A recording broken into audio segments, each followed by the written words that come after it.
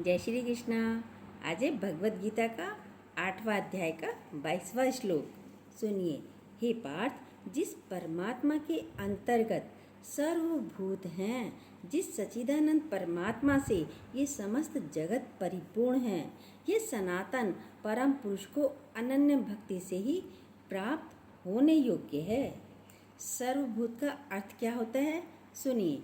ये जितना भी संसार में दिखाई दे रहा है, दिख रहा है आपको, चाहे व्यक्ति हो, पदार्थ हो, वस्तुएं हो या भूत प्राणी, जितने भी सब कुछ हैं, वो सब किससे हैं? उस परमात्मा से ही परिपूर्ण हैं। पदार्थ और व्यक्ति में भगवान नहीं है। अब आप कहेंगे कैसे नहीं है? तो पूरा सुनिए, ध्यान से सुनिए। पदार्थ और व्यक्ति में भगवान नहीं है, पर भगवान के अंतर्गत ही सब कुछ आता है। थोड़ा सा अंतर होता है। व्यक्ति में भगवान देख रहे हैं तो उसमें दुश्मन भी दिखाई देता है, पराया दिखता है, अच्छा दिखता है, बुरा दिखता है। चाहे व्यक्ति हो, वस्तु हो, पदार्थ हो। छोटे बर्तन में बड़ा बर्तन नहीं आएगा, लेकिन बड़े बर्तन में छोटा बर्तन आ जाता है। परमात्मा सबसे बड़ा है, उसी के अंतर्गत सब कुछ आता है, सब आते हैं उसके अंदर। जैसे उदाहरण देखिए, जैसे मिट्टी के बर्तन बना रहे हैं हम, दिया बन रहा है, चाहे घड़ा बना रहे हो, चाहे सुराही बना रहे हैं, पर है तो मिट्टी ही। उसी प्रकार से चाहे आभूषण बना रहे हो, सोने के चैन बना रहे हो, ईयरिंग बना रहे हो, नेकलेस बना रहे हो या पायल बना रहे हो, बिछुए बना रहे हो, है तो सोना ही। कुछ भी बनाया पर है तो सोना ही। जैसे सारे आभूषणों में सोना है, जैसे सारे मिट्टी के बर्तनों में सिर्फ मिट्टी है, ऐसे ही परमात्मा सर्वत्र है। सारे पदार्थ उसमें ही हैं। छोटा बड़ा, अच्छा बुरा, अपना पराया, दोस्त दुश्मन, सब क्या है? भगवान ही हैं और कुछ नहीं है। हर दशा में, हर दिशा में वो ही है।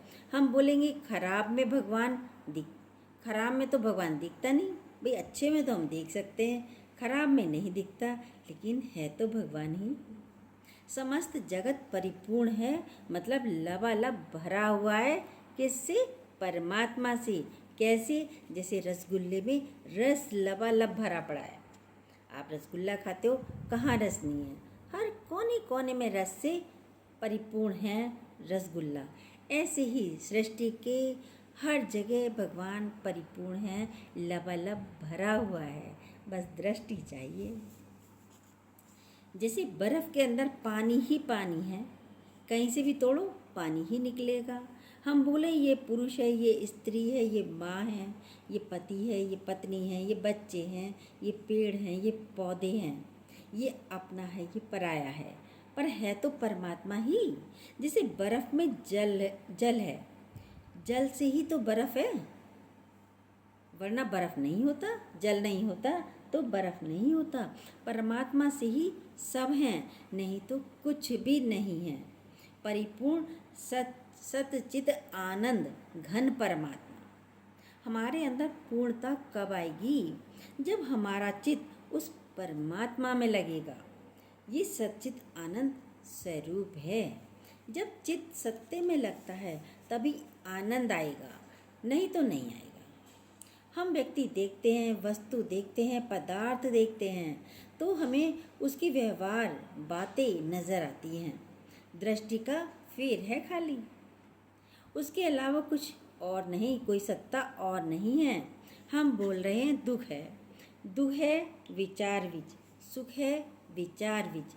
हम तो परमात्मिक स्वरूप हैं, हम भी वही हैं। हम अलग मान कर बैठे हैं, हम भी तो परमात्मिक स्वरूप हैं, हमने अलग मान लिया है बस अपने आप को। फिर बोला सुख बाहर प्रतीत होता है। भी कैसे प्रतीत होता है? जैसे कुत्ता जो होता है हड्डी में सुख समझता है, हड्डी डालो वो उसमें सुख समझता है। हड्डी तो सूखी होती है, कैड़ी होती है, लेकिन उसको चबाता रहता है, चबाता रहता है, तो उसके ही दांतों से खून निकलता है। वो सोचता है बड़ा आनंद आ रहा है, बड़ा अच्छा मुझे खून मिल रहा है, स्वाद मिल रहा है, हड्डी में सुख समझ रहा है। लेकिन वो खून उसी का ही होता है, बाहर से नहीं मिला उसको खून। वो समझता है हड्डी में ही सुख है, उससे ही रक्त निकलता है, उसमें ही सुख है। ये उस कुत्ते की अज्ञानता की तरह ही हमारे भीतर है। सुख स्वरूप तो हम स्वयं हैं। परमात्मा क्या है? आनंद स्वरूप। आनंद स्वरूप हम हैं। सच्चित आनंद स्वरूप हैं। खुशी नहीं बोलेंगे, आनंद की स्थिति है। खुशी नहीं, खुशी तो आएगी जाएगी, आनंद की स्थिति है। दुख हो ही नहीं सकता। पर हम सुख समझते हैं वस्तुओं में, पदार्थों में, व्यक्तियों में। जैसे यंग लड़का था, गया जीसस के पास। जीसस तो ज्ञानी होते हैं। बोला क्यों आए हो? तो चुप था। जीसस बोले धन के लिए आए हो, पदार्थ के लिए आए हो, यश के लिए आए हो? भाई क्यों आए हो? बंगले गाड़ी के लिए आए हो या शादी विवाह कराने के लिए आए हो? लड़का चुप रहा पहले तो, क्योंकि वो आया ही इसलिए था, उसे ये सब चाहिए था कि जीसस के पास सफाई हैं, सिद्धियां हैं। हाँ, मैं इसीलिए आया हूँ, लड़का बोला। सब वस्तुएं पदार्थ वस्तुएं कहते हैं, तुम इनको छोड़ो। जीसस ने बोला सब इनके पीछे पड़े हैं। वस्तुएं चाहते हैं, पदार्थ चाहते हैं, व्यक्ति चाहते हैं, तुम इन सबको छोड़ो। तुम परमात्मा की चाहत करो, भगवान को पालो, भगवान की चाहत करो, तो तुम्हारे पीछे ये सब आता चला जाएगा। ये सब तो तुम्हें मिल जाएगा, पीछे आता चला जाएगा। ये धन, ये पदार्थ, ये यश, ये कीर्ति, ये मान, ये सम्मान। आप परमात्मा के बनिए तो मेरा बन कर तो देख। धन के कुबेर के खजाने तेरे लिए खोल ना दूँ तो कहना, भगवान कहता है। पर तू मेरा बन कर तो देख। कोई भगवान का बनना नहीं चाहता। भगवान का राज्य तुम्हारा है। कब? जब आप भगवान को चाहोगे।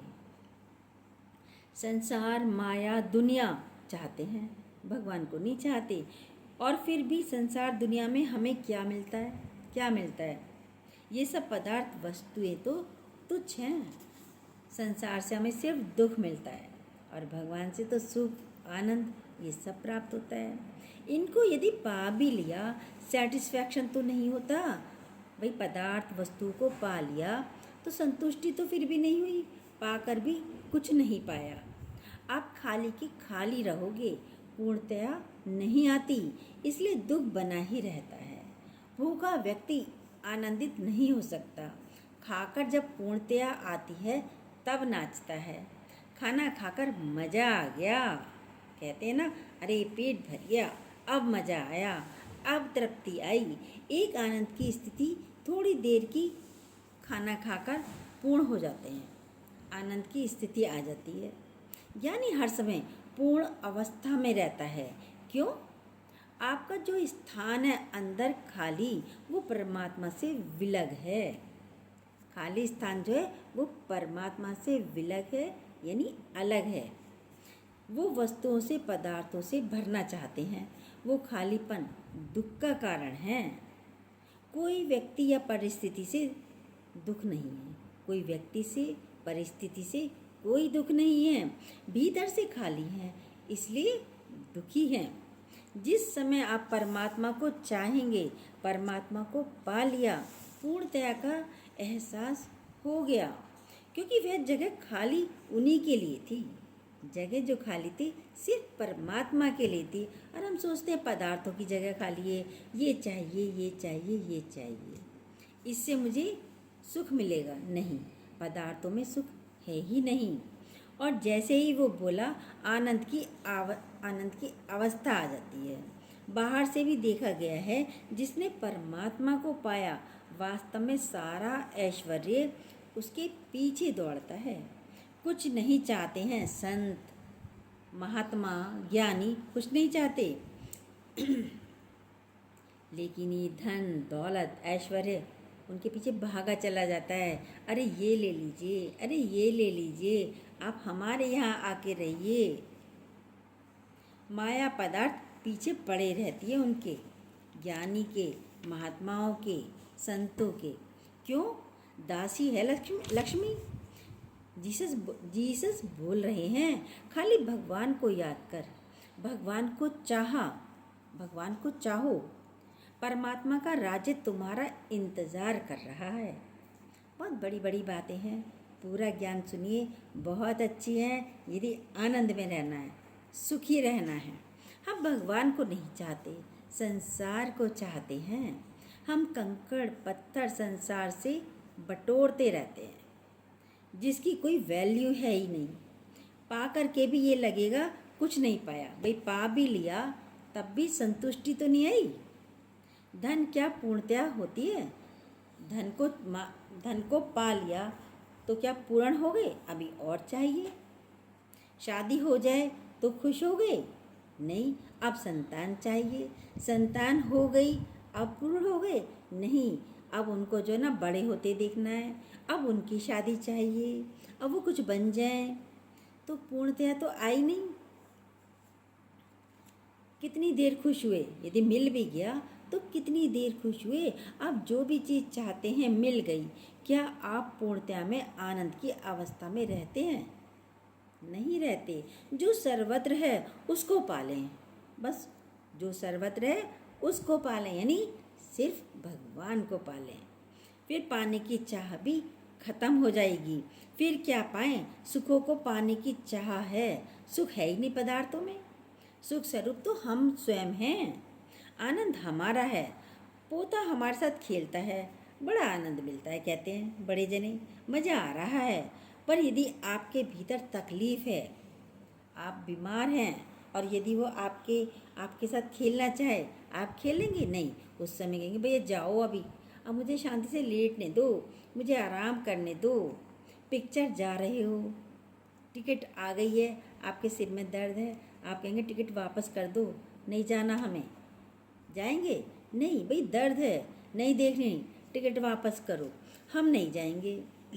सुख स्वरूप हम हैं, आनंद स्वरूप हम हैं। सब पदार्थों में, वस्तुओं में भी वो ही है भगवान। तो एक दृष्टांत आता है, एक राजा यात्रा पर गया, जा रहा था घूमने के लिए, तो अपनी सारी रानियों से पूछा, भाई क्या चाहिए? 100 रानियाँ थी राजा की। सबने अपनी कीमती कीमती सामानों की लिस्ट राजा तक पहुंचा दी। भैया लंबी लंबी लिस्टें पहुंचा दी रानियों ने, हमें ये चाहिए, हीरे की रिंग चाहिए, किसी को नेकलेस चाहिए, किसी को साड़ी, कंबल, सामान, सबने लिस्ट पहुंचा दी। एक सबसे छोटी रानी थी, लिस्ट उसने भी पहुंचाई। भाई जो पहरेदार होते हैं, कर्मचारी होते हैं, उनके द्वारा उसमें लिख दिया, राजा बस आप स्वयं आ जाइए मेरे पास, मुझे और कुछ नहीं चाहिए। अब तो राजा यात्रा के लिए चला गया। यात्रा से राजा वापस आता है तो वह आकर सबका सामान रानियों का सबके कमरों में भिजवा दिया। अब छोटी रानी को तो सामान नहीं चाहिए था, राजा बस आप चाहिए।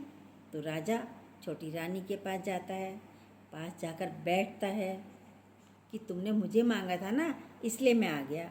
अब ये बताओ, जब राजा उसके पास आया तो सारा राज्य भी उस छोटी वाली के पास आ गया? नहीं आ गया? सारा सामान, सारा यश, वैभव सब उसका हो गया? हुआ नहीं हुआ? छोटी वस्तुएं लेकर क्या करोगे फिर आप? भगवान से राजा को पाया तो सब कुछ पा लिया। क्यों नहीं हम उस परमात्मा को अपना बना लें, अपना माने? भीतर चाह हो तो केवल भगवान की होनी चाहिए, परमात्मा की, वस्तुओं की नहीं। हे परमात्मा, तू मुझे मिल। आप व्यक्ति पदार्थों को मांगते रहते हो, सुख उसमें प्रतीत हो रहा है पर है नहीं।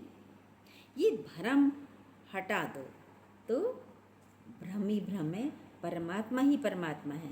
उसको पा लेना कोई वस्तु नहीं है कि हमने पा ली। भगवान को पाना कोई वस्तु पाने जैसी बात नहीं है कि हमने पा ली। हम सोचते हैं भगवान बाहर है, उसको पाना है। चले गए वृंदावन में, कृष्ण मिलेंगे। वृंदावन जाते हैं कि हम जा रहे हैं कृष्ण मिलेंगे वहाँ पे, तो क्या बोलेंगे? वृंदावन जाएंगे सखी ना लौट के आएंगे।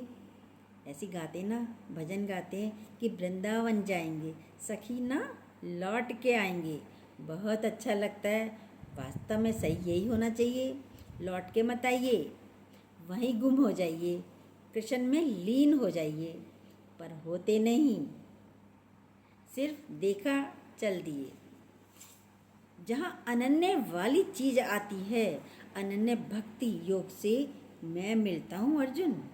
भगवान कृष्ण कहते हैं अनन्य भक्ति माने अन्य है ही नहीं। जब है ही परमात्मा, अन्य है ही नहीं, ये भक्ति हमारे भीतर आ जाए, ये भक्ति आ जाए हमारे भीतर, दूसरा कुछ है ही नहीं। किससे सुखी हो, किससे दुखी हो, किससे मिलन हो और किससे बिछुड़ना हो, ना संयोग है ना वियोग है, अन्य है ही नहीं, दूसरा है ही नहीं। यानी स्पर्श रहित होता है। खाली ये नहीं कि छू लिया, स्पर्श रहित होता है ज्ञानी।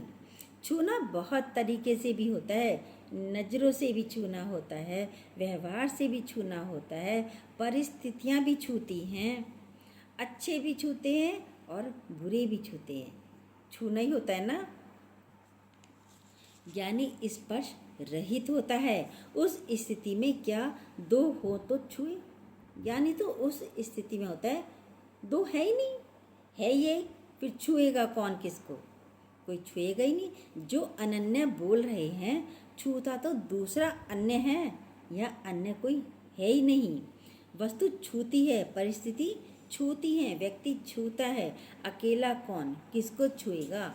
जो अकेला है, जो है ही एक, जो देखिए एक को रहा है सब में, संसार में है ही परमात्मा, फिर कौन किसको छुएगा? एक हाथ ने दूसरे हाथ को छुआ, दूसरा है ही नहीं। अनन्य में दूसरा बचता ही नहीं। कौन से शब्द आपको छुएंगे? कौन बोल रहा है? मैं ही तो बोल रहा हूँ दूसरे के मुख से, तो अन्य है ही नहीं। कौन सी परिस्थिति छुएगी फिर आपको? कौन सी परिस्थिति छुएगी? क्या दुख छुएगा? दुख बने ही नहीं है। इसलिए गुरु नानक देव जी ने बोला दुख तो बने ही नहीं हैं, नहीं होता कहकर बैठिए नहीं। ये कहते हैं ना, मुझसे नहीं होगा, मुझसे और सत्संग नहीं सुना जाएगा, मुझसे तो निष्काम नहीं होगा, ये कहकर बैठिए मत। दुखी हो सकते हो तो सुखी भी हो सकते हो। यदि आप दुखी हो सकते हो, सुखी क्यों नहीं हो सकते फिर आप? दुखी होना भी आपके हाथ में है और सुखी होना भी आप ही के हाथ में है। आप अभी विचार बदलिए, अभी सुखी हो जाएंगे। विचार से ही तो दुख पाया आपने। बाहर परिस्थिति ने आपको दुख नहीं दिया, व्यक्ति ने आपको दुख नहीं दिया। गाली वही होती है, कोई दुश्मन दे दे गाली, गाली तो वही होती है। दुश्मन के दे गाली तो बुरा लगता है, अपना वाला व्यक्ति गाली दे दे तो कोई बात नहीं, हंसकर टाल देते हैं। दुश्मन कोई कह दे, कोई दुश्मन कह दे, क्रोध आ जाता है ना, जब उसे गाली दे तो क्रोध आ जाता है। और दोस्त लोग कितनी गालियाँ दे दे कर बोलते हैं तो मजाक में टाल देते हैं। हम बिन गाली के नहीं बोलते कितने तो। कोई आपको बोले पागल हो, तुम्हें बताओ मैं पागल हूँ क्या? पागल कह रहे हैं मुझे पागल, आप ये कहोगे। और आपसे कोई गलती हो जाए तो आप क्या करेंगे? अरे पागल हूँ मैं, ये मैंने कर दिया, ये तो मुझे करना ही नहीं था, अरे यहाँ तो जाना ही नहीं था, सामान तो वहाँ रखा था, पागल हूँ मैं। अपने मुख से बोला तो कोई बात नहीं। बोलते हो ना ऐसा, कितनी बार बोलते होंगे? सोचिए अपने आप को। फिर आपको शब्द परिस्थितियाँ लगेंगी, हालतें लगेंगी, स्थिरता आने लगती है, चित्त शांत होने लगता है। इस अनन्य में बहुत कुछ आ जाता है। अरे अन्य है ही नहीं, अन्य तो है ही नहीं। परिस्थितियाँ आई चली गई, शब्द बोले चले गए। किसी ने कहा मौत तो हुई नहीं, पर सामने तो दिख रही है। मौत आई तो चली गई, यहाँ हुई, अब जाकर कहीं और बस गया व्यक्ति। जीवन को ऊंचाइयों में लेकर आइए। उस एक तत्व सर्वभूत केवल वही है, एक ही तत्व है सब जगह। केवल वही है, सब में वही है और कुछ तो है ही नहीं। ये है 8वां अध्याय 22वां श्लोक गीता ज्ञान का। कैसा लगा आपको?